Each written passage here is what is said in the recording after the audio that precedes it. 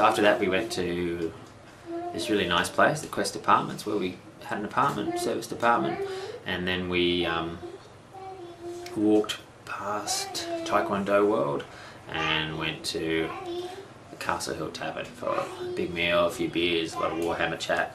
Then we got pinned and poached by a couple of scary karaoke girls, so we chewed our arms off and ran back to the hotel for a night of watching Harrison Ford kick ass and a few more Warhammer stories, and getting ready for day 2. Got up bright and early, went to a supermarket and got some healthy food. We had some bananas and fruit and yogurt and orange juice because we'd been killed by the portion sizes at the meal before, and sausage sandwiches. The tournament was really well catered. They had like a tuck shop. All the ladies were there with sausage sandwiches and cokes and stuff, and through the day they got the hang of their clientele and what was going on, so they started to come around to the tables. Do you want to buy a sausage sandwich? Do you want to buy a cupcake? So it was pretty cute, and good on them. Again, really well run tournament. The TO was a guy called Brad, who's actually from Newcastle, and he was a cool guy. We sort of segregated into a group of people we knew that were kind of socially adept and interesting, fun to play with, and cool guys to talk to and have a laugh with. He was one of those guys, good fun. And I sort of said to him, if you're matching me up with people, can you match me up with people? I don't care. They're there for a good time, not there to win, because I'd rather lose to someone who's fun than beat someone who's gonna be just a prick to play against. So game 1 on day 2, 2 games on day 2. I was on table 6, which is a real shock.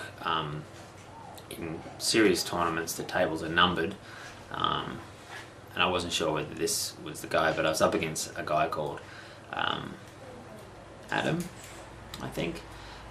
He was playing ogres, and his comp was 2, I think, and it was everything you hated in ogres. There were 2 units of those Mornfang cavalry. There was an Iron Blaster cannon. There was one of those Frostfang mammoth things with the bolt thrower and the killing blow bolts. No, the bolt thrower, killing blow, snapper, and the rock lobber. So 3 shooting attacks, plus always strike last if you get close to it.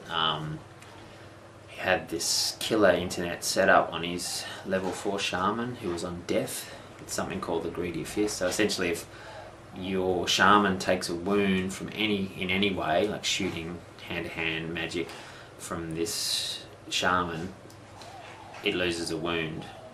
A level. So a couple of wounds off your shaman and he's down a couple of levels. So that was nasty. I was not feeling confident. This guy was obviously pretty good if he's up around table 6, and so we set up, and he had a death army, and I wasn't looking forward to face ogres. I wasn't really, I didn't really think I had too much to face ogres.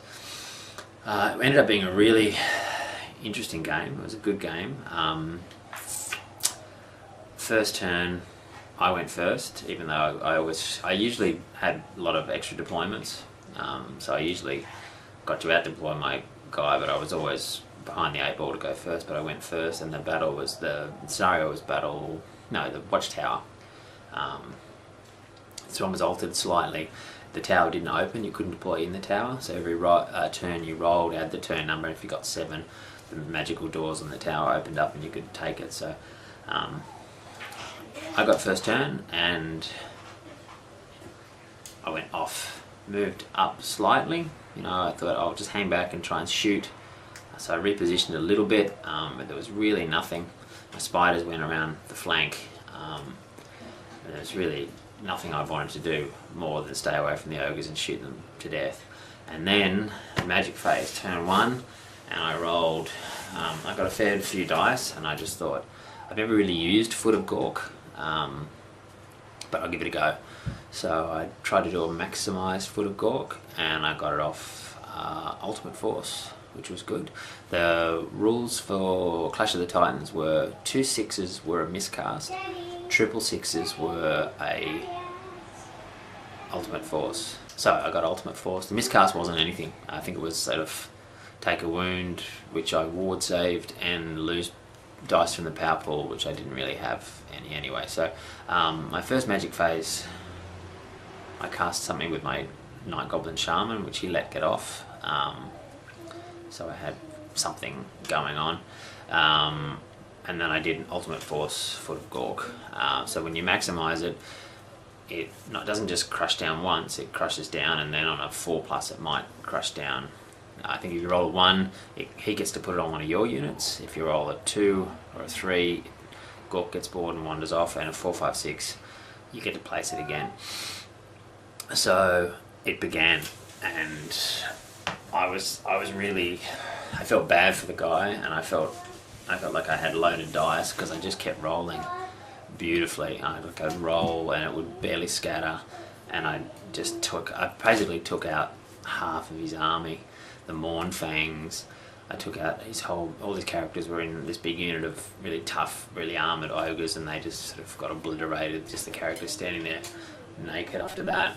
The other Mournfangs were taken down. I really just nailed his army, took sort of 4 out of 5 wounds off his cannon, took a number of wounds off his big mammoth thing. So I think it literally came down 4 or 5 times on his army, which was fantastic. And I felt bad just rolling and then rolling again, and I sort of kept changing dice because I didn't want him to think I had loaded dice. It was just everything went sweet. It was one of those moments. But you can see this guy just going, oh god. And he was a wonderful guy. He got my best board, I think, for the weekend, because he just took it. He took it up the arse hard, and he didn't bitch about it. No tactical brilliance from my point of view at all. Just lucky roll and good dice. After that, I didn't have too much of a problem with him. I ended up tabling him, which was a nice feeling against ogres. So I won 20-0 or 22 to -2 because I got my objectives as well, and he just played the game, and I got lucky and won my objectives, and he got some serious stuff off. Like he got an ultimate force Purple Sun that went through my Savage Orcs and took out 3/4 of them,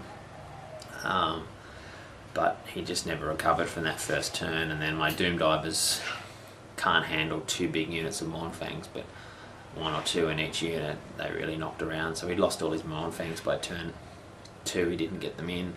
The cannon only fired 3 or 4 shots, So yeah, nice guy, good game, happens. But yeah, I can't take too much credit for that because it was Gork. Gork helped me out. So it turns out last game I'm on table 3. So we're in the other room. There's this separate room for the serious players. And the first day it was for the kids. There were a few sort of younger guys, like 14, 13 playing, and Daniel was really upset because he was playing against some really young kid in there who beat him. And day 2, last game, suddenly I was on table 3 and my balls were in my throat, and I was playing ogres again. Played against another really cool guy. Good fun. We just pissed ourselves the whole time.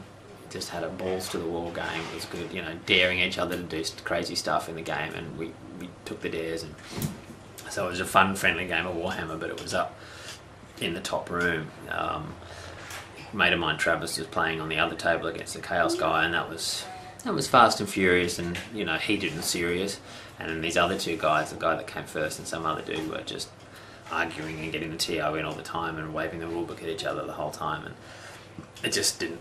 I would have walked away and just said, you win, I don't want to play, I don't want to waste 2 hours of my life. But playing against Chris was great fun.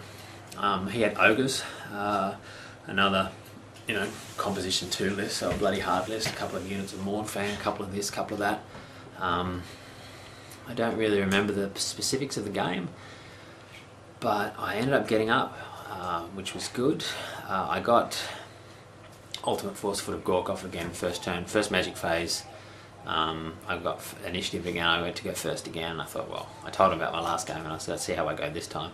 And I think with this guy, I think with Adam, I got 4 in a row, like 4 stomps. This guy I got 5 stomps. I think with Chris I got 4 stomps. So that really softened him up a lot. changed the colour of his day a bit and changed his plan. He just was a bit depleted. He just couldn't walk forward, not caring like ogres tend to do. And then with my shooting, you know, it was a bit of a closer game. I think it was like 12-8 or something like that, but I did win. But a great fun. You know, he dared me to charge in my Lord, and I did, and then I dared him to do something else, and he did. So it was good fun, not serious, and you know, he was a great guy to play against. Look forward to playing against him in the future. So yeah, I won that game, and I thought that was great, but not really taking it too seriously. I didn't think I was in the running for anything. And